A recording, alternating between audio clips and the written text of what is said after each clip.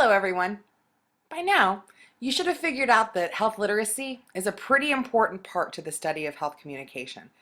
That's why Unit 2 is so focused not only on your ability just to obtain and identify health information, but also how to package it into something usable. Your assignment for Unit 2 asks you to do just that by putting together a report that somebody is actually going to use in a meeting. I've put together this video to help you understand what I'm asking for when I'm asking for a report. Just to be very clear, I'm not asking for an essay, I'm asking for a report. And there are specific things that I'm going to look for in how you package the health information that I'm asking for. This document, which you can also find on our course site, walks you through some of the specifics that I'll be keeping an eye out for. Any good report starts off with a really clear heading. You want to have a title, the person who prepared the report, for whom they prepared it, and the date. All of that information helps to keep whatever health information you're sharing easily cataloged. You want to follow up a good header by some quick key findings. First of all, you always want to use headers to separate the information into easily identifiable parts. So right now, we're talking about key findings. In terms of what I'm looking for with the key findings, you want to have a quick list of the primary or key ideas that the report covers. I want you to highlight the high points here. It's almost like a highlight reel of what's to come in the remainder of the report. As I state here, I'd recommend at least 3, but no more than 5 key findings up front. What's the most important information that the person reading the report needs to know? You'll also notice that I've included this information as bullet points. I've highlighted some of those bullet pointed points, and I've bold printed some of those highlighted bullet pointed points. That's just a silly way of saying that a good report guides your eye to the most important information.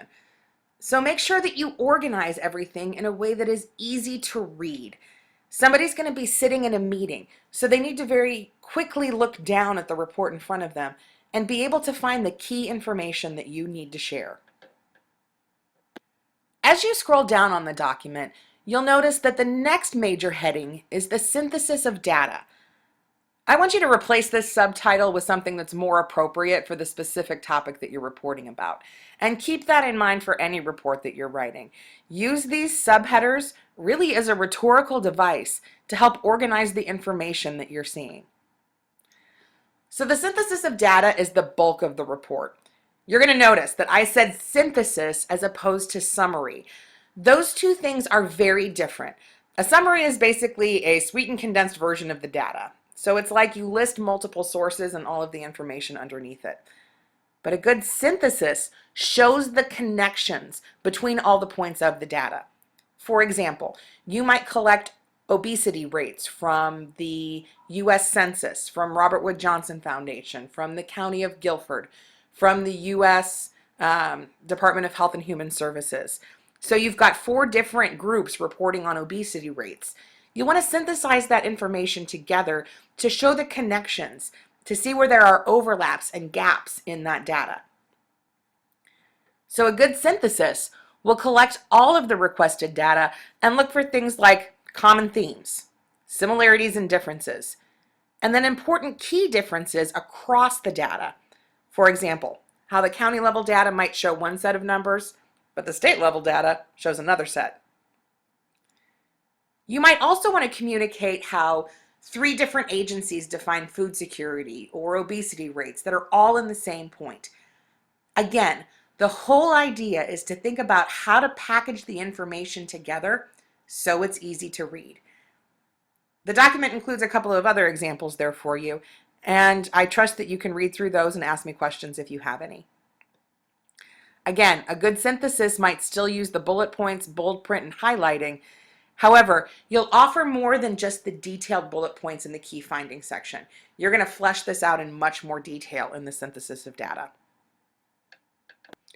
To complement your synthesis of data, you'll probably want to have a couple of tables because, again, tables really nicely package information that's easy to access. So if your internship director is sitting in a meeting, He or she can easily glance down and look at a table where you've categorized a lot of information together. I've given you just a quick example of how that table might look for an assignment like the one for Unit 2. Again, you're trying to report a lot of information, statistics, and data in an easily readable and accessible way. I can't stress this enough. And that's how writing a report is very different than writing an essay. You're not using multiple paragraphs. You're using detailed bullet points that bring information together so that people can access it quickly when they're sitting down to a meeting, and they can have a quick reference to key information about a group of people. In other words, people don't have time to sit down and read paragraphs of information and explanation. When they're sitting in a meeting or when they're doing a briefing about a particular topic, they need to have quick reference to information like this. Finally, a good report always includes a reference list of key sources of data. And I mean a specific reference list. I'm not talking about a general website that you happen to access.